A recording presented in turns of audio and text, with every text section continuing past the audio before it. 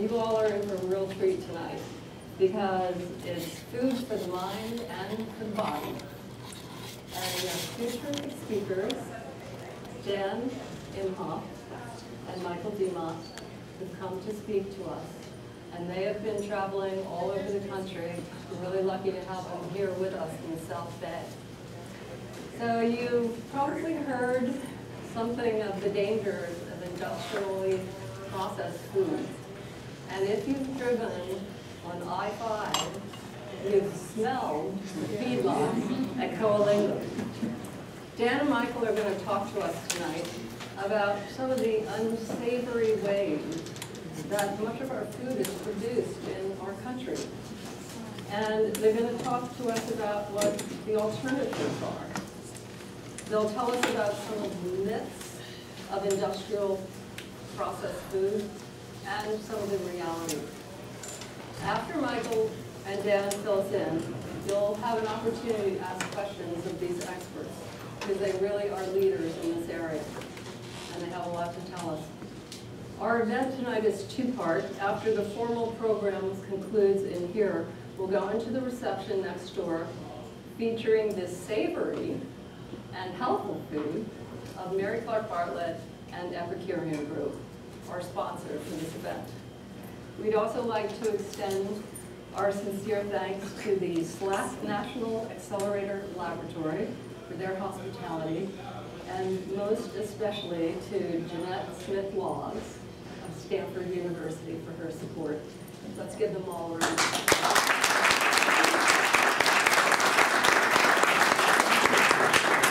So I see a lot of familiar faces in the audience, and but I know that about half of the people that are here are not members of Slow Food.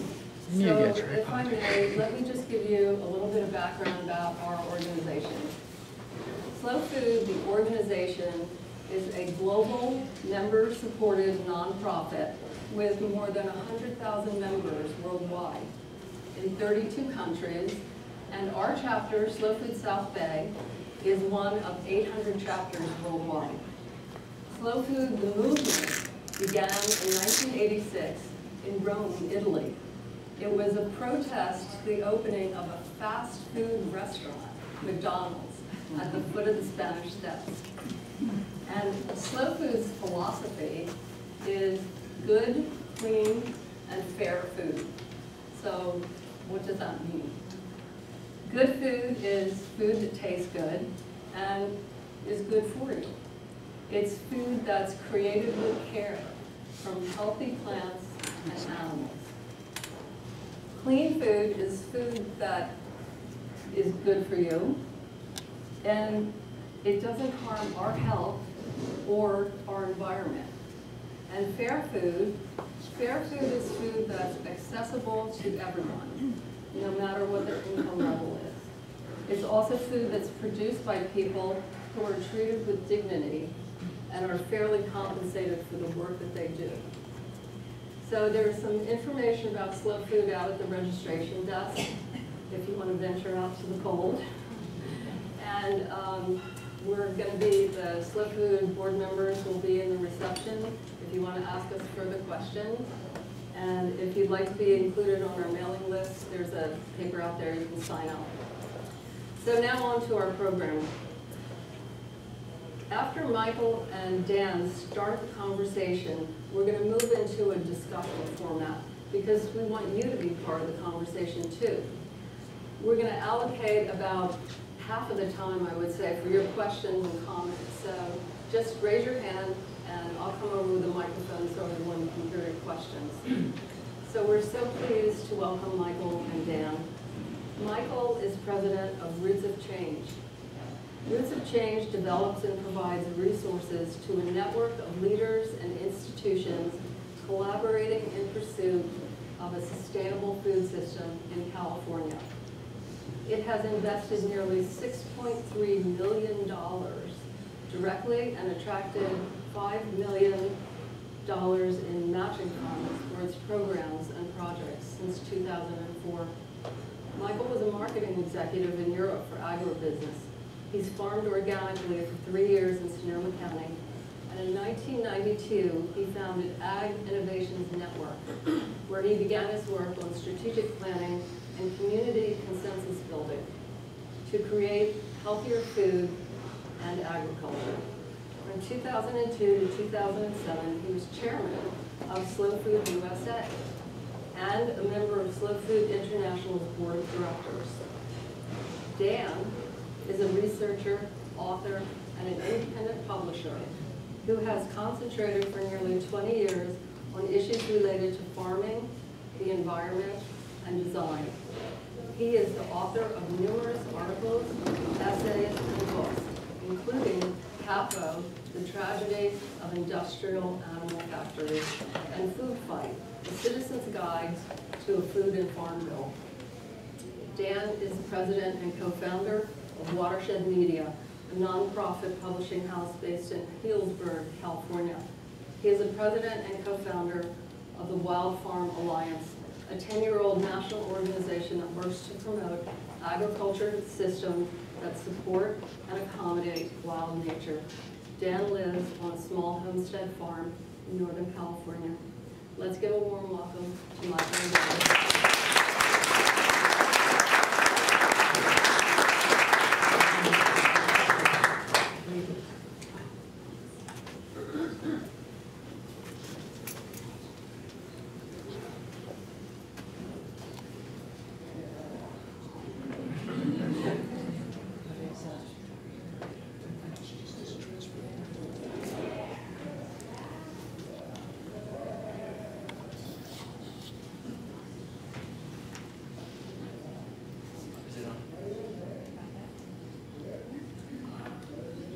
Can you hear me? Yeah. Can you guys hear me? Great. Yes. Welcome. How's everyone? Did everyone have the experience we had getting here? Yes. We were like 40 minutes on Sand Hill going, we're not going to make it to the event. It was unbelievable. I'm Michael, this is Dan. We are really happy to be here with you. I grew up in Palo Alto. I live up in Sonoma County now. Santa Rosa. Dan lives in Healdsburg. It's really nice to be here. Daniela Sevis from my team is over there. If you have any questions you don't get answered tonight, you can see her. She knows everything. Right? Absolutely. All right. So we're going to have some fun tonight. We're going to talk about 30 minutes. We have a few questions. And then we're going to open it up and dialogue with you all. And I'm really grateful to Peg and Mary for putting this together. Thank you very much. And it's a great opportunity to talk about something very important. And this is the book that Dan has written.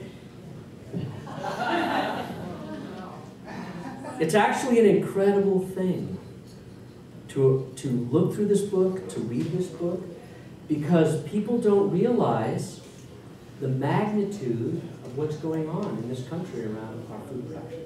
And this is the evidence of it. And we're going to talk about it tonight with the guy that has done incredible research on it.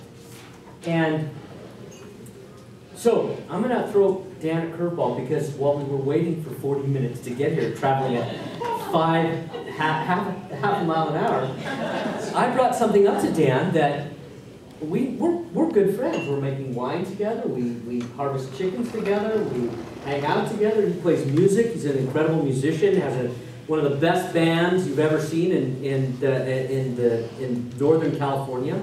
He writes songs, and I knew about this history for him, but when he was courting his wife, Quincy, incredible woman, he had this incredible experience where he was trapped or lost in the snow for 2 nights while skiing and nearly died. And we were talking about what impact, or how has that shaped what he has done in his life. We were talking about writing books, right? And the focus it takes. So just talk, before we get into CAFOs and talking about just tell us a little bit about how that experience shaped you, because that is an incredible thing. Not everybody experiences that. Yeah. He goes for the, I go for the jugular. I haven't been on Terry Gross yet, but I feel like almost there. You know, as I was saying in the car, I just made a stupid mistake. and I was stuck out in this blizzard for a couple days. And amazingly, in that experience, I had a photographic memory. And so everything that I had ever read about being in the outdoors and surviving in the snow and the cross-country guide, et cetera, it was accessible. It was like I could just see it and read it. And so but you don't normally have that. I do not. No, I have such a bad memory. I have to write everything down. And so writing saved my life, you know, in a big way. And but my main thing when I was just basically skiing for the road, and I was really stuck in this drainage, and I had very little option but to just keep going over pass after pass, I had a plan A, and I had a plan B, and I didn't really want to get to plan C. So as long as I could stay with plan A or plan B, I felt like I was in control and I could keep any kind of doubt or negative thought out of my mind. Today, basically when you're writing, you've got,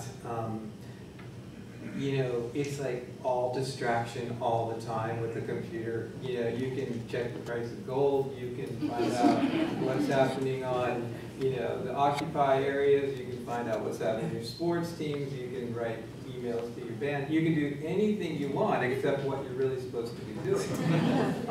And so, I always try to have plan A, and I do think that writing books is sort of, it's an exercise of really putting on blinders, but because you have blinders of a sort, you're also opening up this whole world so that as long as you have a really good focus, almost anything can, go into the box that you're working on. And when it comes to something like food production, whenever you pull the string, you got the whole world attached to it. That takes a lot of focus. Well, the problem with this focus is that it's really, it's a very gruesome subject. And so at the end of this project, I actually went to music school for 4 months to purge myself of 6,000 images of CAFOs and, the 40 or 50 books that I read to put the book together. So tell us, what is a CAFO? Why don't you define it for us? So that people a know. CAFO is, how many people know what a CAFO is? It's a concentrated or confined animal feeding operation, but more than that, a CAFO is a very particular term. It's a definition under the Clean Water Act. It was put into law in, I believe, in 1975. It's sometime in the 70s by Kansas Republican Senator Bob Dole. The reason being that at that time, the factory farms were getting so big and their concentration of animals so numerous that the waste coming out of these concentrated areas were becoming identified as point sources of pollution. As a matter of fact, by that time, they were realizing in Republican administrations even that agriculture was really becoming the #1 source of pollution to our waterways. But I like to kind of go back. Whenever I talk about CAFOs, I usually try to have photos of cave drawings, cave paintings, of Lascaux, of the gorgeous aurochs and the mountain goats and the wild bison and these animals that were in our early human imagination. We weren't putting arugula and cabbage and lettuce on the caves for a reason. We had this relationship with animals. And we had this relationship with animals for many, many thousands of years. Just to give an example, the early guinea fowl from which our modern chicken laying hen was originated, it maybe laid 17 or 20 eggs per year. The modern hen today lays almost 300 eggs per year. It doesn't live in the jungle, it doesn't live in the forest, it actually lives in a tiny cage, with no more space than, far less than this book. And it has you know, just a very, very rough couple of years. But what keeps coming back to me is that for many, many thousands of years, our very survival depended on our relationship with animals.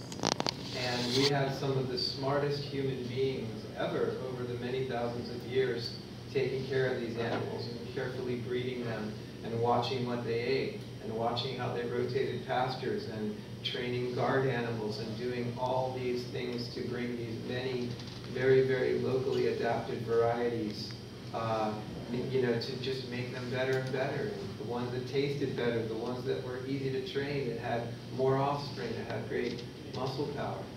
And something changed. Something changed in the, pretty much in the 20th century. Why? Well, Why did it change? Our economy industrialized. Our minds industrialized. What does that mean? Why? Well, you know, we became victims of a technological breakthrough of an economy that was based on fossil energy that was really easy to get to.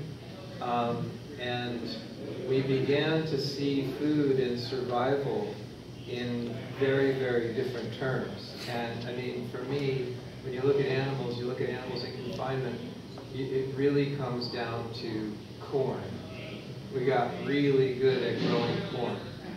And so we went from an agriculture that was really based with animals integrated into a particular land and all different kinds of crops to cramming the animals into a CAFO, into some kind of windowless, air-controlled, temperature-controlled area. Bring the feed to them, and then their waste becomes another issue. Then you've got to move the waste around.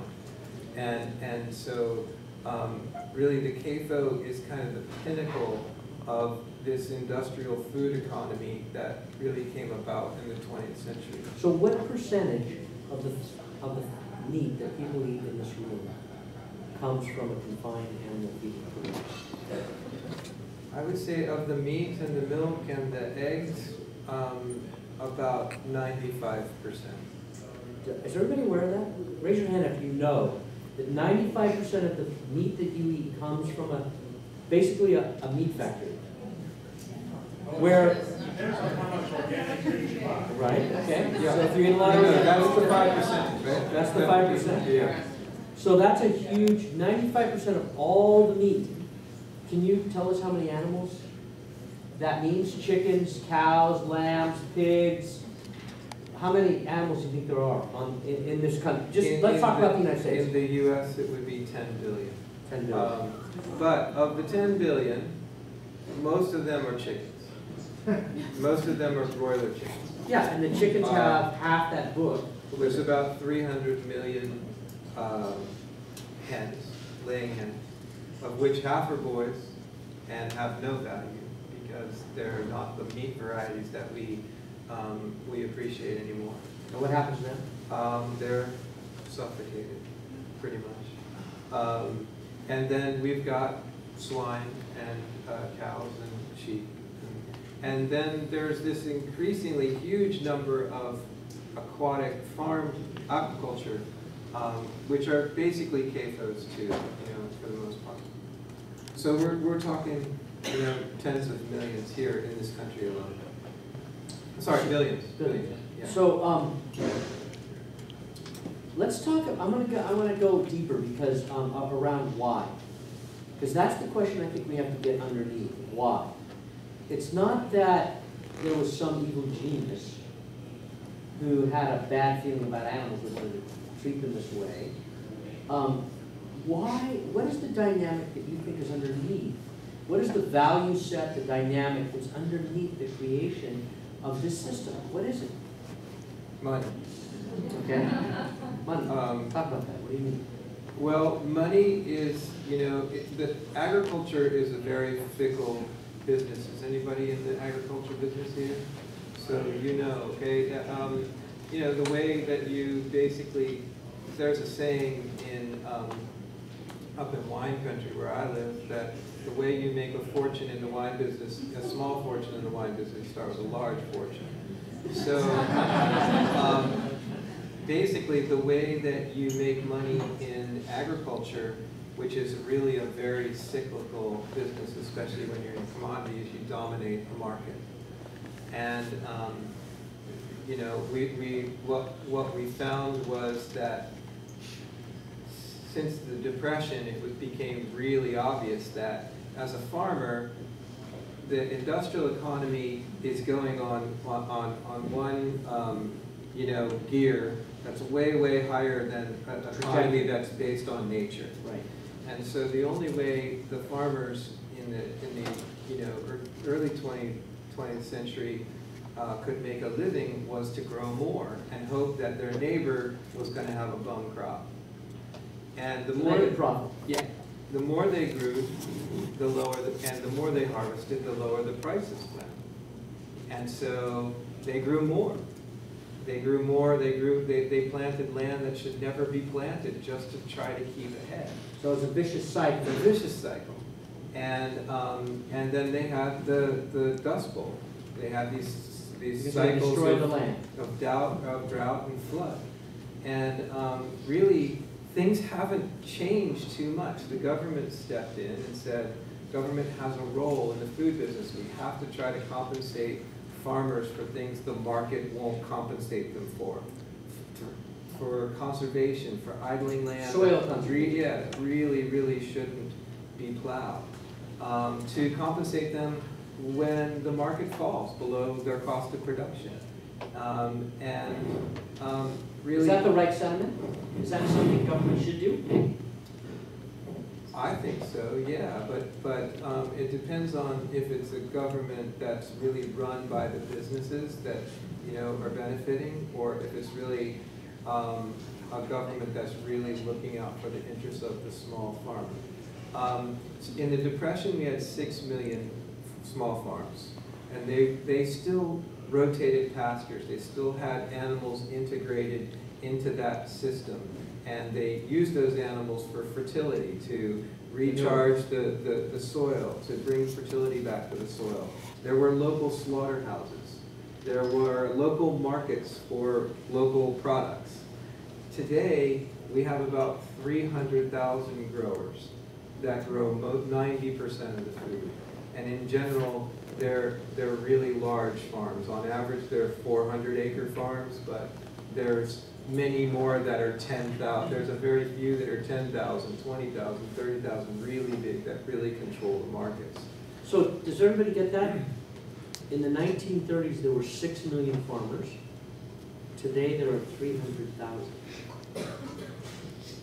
Well, there are 300,000 that report over $250,000 in income. So that's 90% of the food, 70% of the food, between 70 and 90% of the food that's feeding us.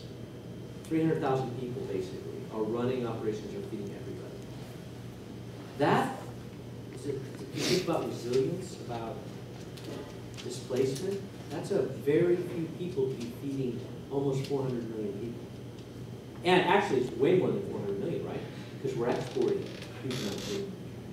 So that's an incredible reality that we don't think about, right? How many, I mean, there are people that are talking about the fact that we need many more farmers. Is that right now? Is that not right? For sure, yeah. Well, and the average age of a farmer is 55, but when you start to stratify that, the average farm operator, the person who's in charge of the farm, those farm operators over 65 outnumber those under 35 by 7 to 1. So we basically have a farm population that's getting old because nobody wants to do it. You know, nobody, or it's very difficult to have the money to get into this new game where you have to be big to be in the commodity game. The other thing that's really happened in the food system and that relates to the meat and the animal products industry is that many of these businesses are vertically integrated. So they own the feed mills. They own the animals. They contract out with growers who grow the animals to their specifications, but you know, they're only responsible for the dead ones and the waste, and they own the processing facilities, and they own the distribution. So if you're an independent guy trying to get into the bacon market or the ham market, you have a very difficult time because you might not be able to get your animals processed. You might not even be able to get good stock unless you're growing your own. And you know, so you're really kept out of this game, and you can't get a fair price just selling to one of these distributors because they, you know, they have their network and they don't want you in it. They don't want you in it. So what we have is a food system that is increasingly dominated by a very small number of big operators with a big corporate structure on top. So I'm going to jump off the script here. So let's talk about Occupy Wall Street. What's the connection between big food, big finance, and big oil?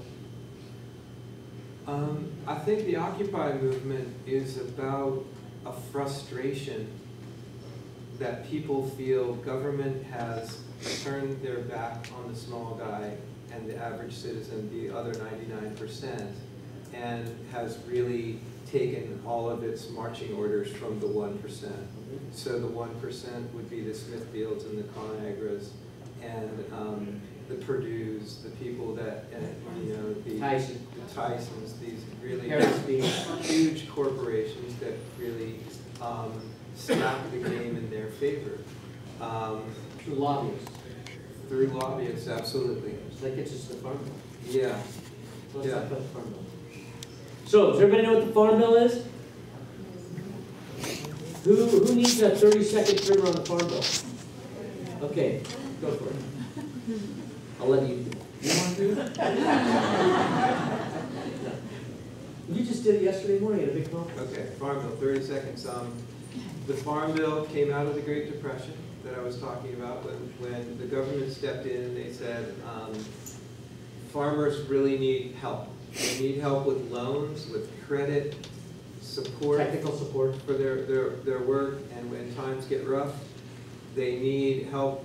But in return, they're going to do some conservation. They're going to idle a certain part of their land. They're going to take some orders from us on, you know, don't plow these really, really steep erodible hillsides.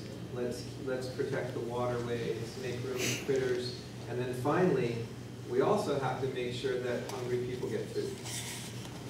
And it became this legislation in the 30s that eventually every 5 to 6 to 7 years got ratified. And over the years, it very much evolved over time. Today, it's probably the most important land-based legislation that we pass. And how many titles, how many sections of this? There's about 15 different sections. It goes from commodities to conservation and nutrition, to research, marketing, trade, energy, everything that you can imagine that has to do with rural development and food production and nutrition assistance. Now, however, in the last 10 years, things have changed quite a lot. So if you